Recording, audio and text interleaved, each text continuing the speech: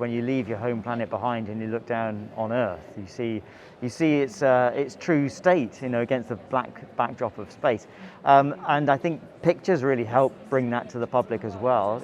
Saying, look, there's a sense of ownership here, a sense of responsibility. When it comes to tackling climate change, what more do we need to do?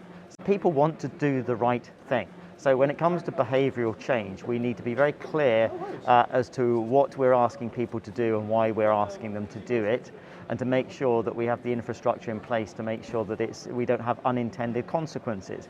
So whether it's the shift towards electric cars, for example, making sure that the entire carbon chain is thought about in terms of battery technologies, in terms of carbon footprints, in terms of new heating systems for houses, for example, and what we're asking consumers to do. I mean, personally, I've just fully re-insulated the loft, and looking at new insulation, new cladding for my walls, because that's, heating of our homes is one of the greatest contributors to climate change.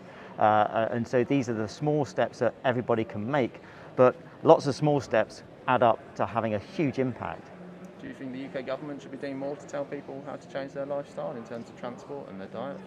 I think it's starting to slowly happen, and yes, it needs to be done in a positive way, and we need to make the green choice the easy choice. That's the thing. We must make sure that the green choice is not the hard choice, because there's lots of people struggling at the moment. The inflation is going up and the cost of living is going up.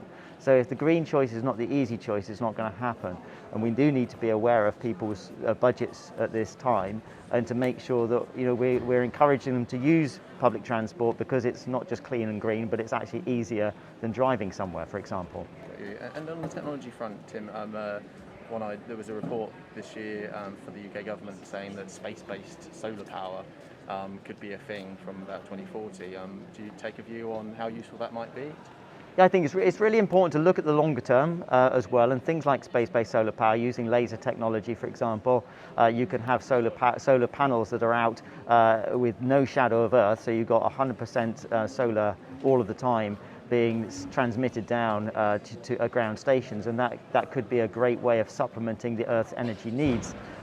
Likewise, nuclear fusion is really on a fantastic trajectory at the moment. Not a lot of people are aware of it. Nuclear fusion is clean, limitless energy, very, very low radioactive output. It's not the same as the current nuclear power stations, and that really is something that we need to be investing in heavily, because these kind of technologies will provide the solution for everybody on the planet.